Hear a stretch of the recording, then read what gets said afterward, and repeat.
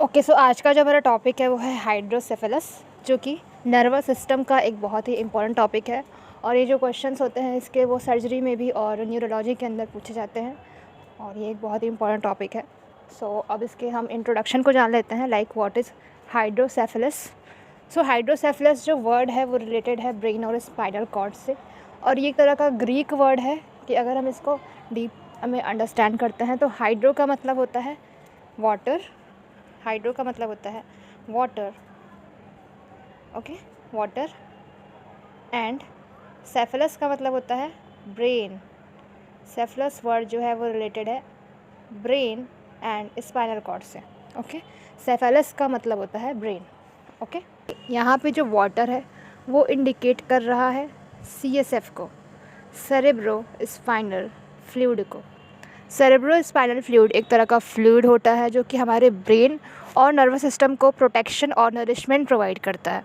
और ये हमारे बॉडी में या तो हमारे नर्वस सिस्टम में ब्रेन के अंदर जो वेंट्रिकल्स होते हैं, वो कैविटीज़ होती हैं, उसमें प्रोटेक्शन या तो प्रोटीन या नरिशमेंट जो होता है उसको प्रोवाइड करता है। और इसी का लेवल नॉर्मल से इंक्रीज़ हो जाता है अगर ब्रेन के अंदर, तो उसे हम कहते हैं हाइड्रोसेफेलस। मतलब ब्रेन के अंदर CSF का जो लेवल है वो नॉर्मल से ज़्यादा अगर इंक्रीज़ हो जाता है, नॉर्मल अमाउंट से ज़्यादा बढ़ जाता है, तो उसे हम कहते हैं हाइड्रोसेफेलस। जैसे हम पहले कहते थे वाटर इन ब्रेन, सो जो वाटर है वो इंडिकेट कर रहा है CSF को, okay. So I hope so कि आप लोगों को इसका इंट्रोडक्शन क्लियर हो गया होगा। और अब जान लेते हैं इस डिजीज़ के डेफिनेशन के बारे में। So what is hydrocephalus? So hydrocephalus is the abnormal accumulation of cerebrospinal fluid in the intracranial spaces. Intracranial spaces का क्या मतलब है? Cranium is also related to brain, मतलब ब्रेन के अंदर जो कैविटीज़ होती हैं, जो स्पेसेस होते हैं, उनमें CSF का लेवल एबनॉर्मल तरीके से बढ़ जाना, इसे हम कहते हैं हाइड्रोसेफेलस। और there is another definition which says that hydrocephalus is the abnormal accumulation of cerebrospinal fluid in the ventricles and cavities of the brain। जैसे कि मैंने आप लोग को स्टार्टिंग में ही इसको डिस्कस कर दिया है कि जो ब्रेन में कैविटीज़ होते हैं, जो वेंट्रिकल्स होते हैं जिनमें CSF का फ्लो होता है, वो एबनॉर्मल तरीके से इंक्रीज़ हो जाता है। This causes increased intracranial pressure. इसकी वजह से क्या होता है, जो ICP होता है, इंट्राक्रेनियल प्रेशर, वो इंक्रीज़ हो जाता है, बढ़ जाता है, जिसकी वजह से क्या होता है, which may cause progressive enlargement of the head. मतलब जो सिर होता है, जो हेड होता है, उसका जो साइज होता है वो बढ़ जाता है, ओके। मतलब प्रोग्रेसिव एनलार्ज मतलब अपने साइज़ से बढ़ जाता है, बड़ा हो जाता है। जो हेड होता है वो अपने साइज़ से बड़ा हो जाता है, क्योंकि अगर ब्रेन में पानी भर जाएगा तो जाहिर सी बात है जो हेड होगा वो बड़ा हो जाएगा, ओके। सो ये था इसका डेफिनेशन। अब जान लेते हैं इसके इंसिडेंस के बारे में। इंसिडेंस का मतलब होता है कि जो डिज़ीज़ है वो कितना ज़्यादा एक किसी पॉपुलेशन में पाई जाती है, या कितना कम, या तो किस लेवल पे पाई जाती है। So it is found in 1/3 of every 1000 born children in world wide. मतलब ये डिज़ीज़ कॉमन है, लाइक 1000 में से एक से तीन बच्चे हर 1000 में से हर साल इफ़ेक्ट देखने को मिलते हैं, या तो बच्चे या बड़े। ये जो डिज़ीज़ है वो ज़्यादातर बच्चों में कॉमन है, बट एडल्ट्स के अंदर भी ये देखा जाता है, ओके। सो अब इसके हम कॉज यानी इसके कारण को जान लेते हैं, like what is the cause of hydrocephalus? So too much cerebrospinal fluid in the ventricles can occur for one of the following reason। मतलब कौन कौन से इसके कारण देखे गए हैं। So first one is obstruction. Obstruction का मतलब होता है रुकावट, okay. So partial blockage of the flow of CSF in the most of common cause of the CSF in the ventricle.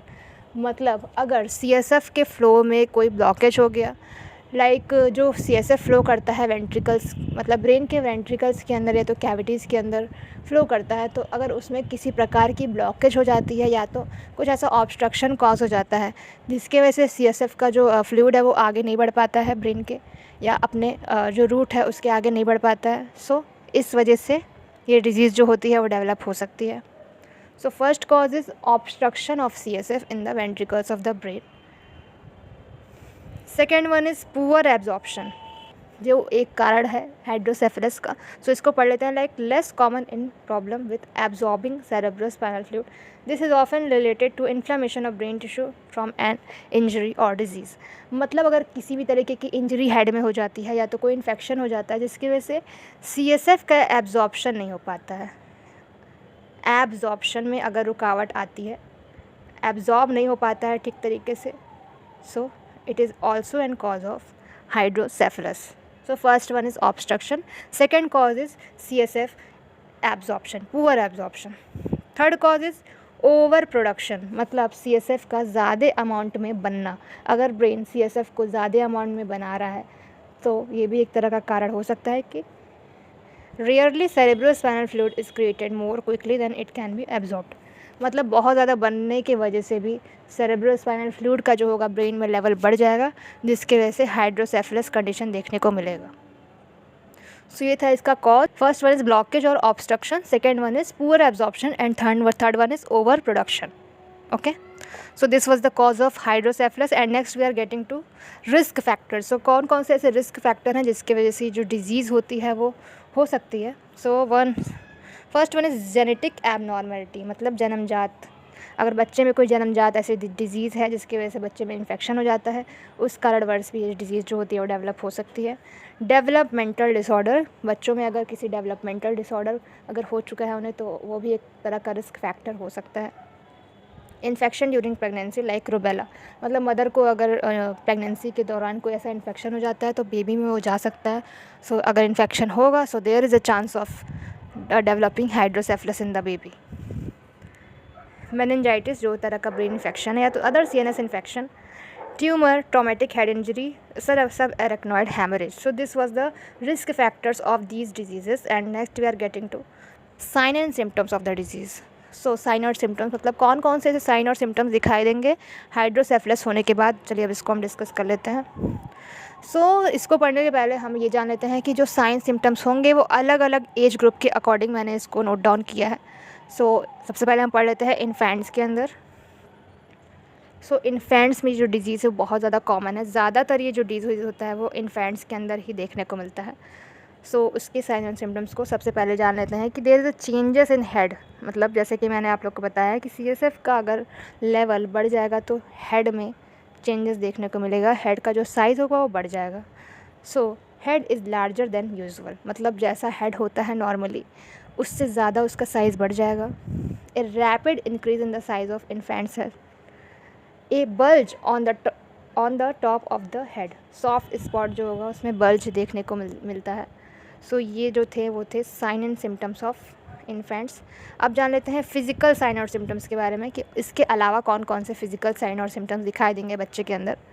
सो बच्चे को नॉजिया एंड वॉमिटिंग फील होगा, lethargy, excessive sleepiness, बहुत नींद आएगी बच्चे को, इरिटेबिलिटी फील होगा, पुअर ईटिंग, सही से खा या नहीं पी पाएगा, सीजर्स, झटके आ सकते हैं उन्हें. There is a symptoms also eyes fixed downward known as sun setting of eye. ये इसका मेन फीचर है. लाइक जो आइज़ होगा वो डाउन मतलब नीचे की तरफ झुका रहेगा, जिसे हम कहते हैं सन सेटिंग ऑफ आइज़. साथ ही साथ बच्चे को मस्कुलर वीकनेस भी देखने को मिलता है.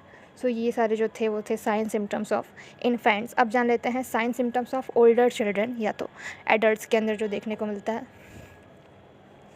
सो दे फील हेडेक, ब्लड और double vision, okay, enlargement of head, nausea and vomiting, poor coordination and balance, poor appetite, loss of bladder and bowel control, irritability and changes in personality.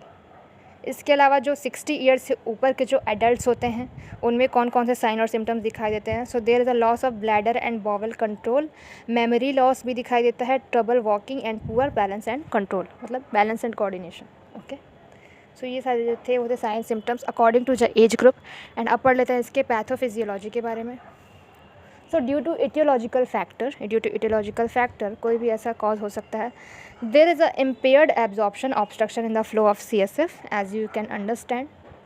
Increased accumulation of CSF in the brain, मतलब CSF का जो level होगा वो brain में increase होकर accumulate हो जाएगा। Increase intracranial pressure, जिसकी वजह से ICP बढ़ जाएगा, जिसकी वजह से damage compression of brain tissue, जिसकी वजह से ब्रेन जो होगा उसके सेल्स डैमेज होने लगेंगे, जिसकी वजह से हाइड्रोसेफलस डेवलप हो जाएगा। सो ये था इसका पैथोफिजियोलॉजी। अब जान लेते हैं इसके डायग्नोसिस को। So diagnosis is very clinical and it involves history taking, physical examination, ophthalmoscopy, ये भी एक तरह का इसमें टेस्ट कराते हैं, एंड साथ ही साथ CT scan, MRI scan, skull X-ray, lumbar puncture. Treatment जो होता है वो ज़्यादातर इसमें सर्जिकल ट्रीटमेंट ही दिखाई देता है। मेडिकल मैनेजमेंट से ये डिजीज़ होती है बहुत अच्छे से कंट्रोल नहीं हो पाती है। सो फिर भी मेडिकल मैनेजमेंट में लंबर पंक्चर कराते हैं। लंबर पंक्चर में क्या करते हैं, जो लंबर एरिया है उसमें ऐसे जो CSF का फ्लूइड होता है लंबर के थ्रू उसको हम निकालते हैं, मतलब CSF को जितना हो सकता है लंबर के थ्रू निकालते हैं। Okay. Antibiotics for the infection, analgesics देते हैं एंड डायूरेटिक्स। ओके। बाकी सर्जिकल मैनेजमेंट में आता है कुछ सर्जरी, जिसमें वेंट्रिकुलोटॉमी कराते हैं, plexostomy, ventriculoperitoneal shunt and ventriculoarterial shunt. तो ये सारे जो होते हैं वो सर्जिकल ट्रीटमेंट होते हैं for the treatment of hydrocephalus. और ये था हाइड्रोसेफलस का लेक्चर। एंड कोई भी आपको डाउट या क्वेरी होती है तो आप कमेंट में ज़रूर कमेंट कर सकते हैं। तब तक के लिए बाय एंड टेक केयर।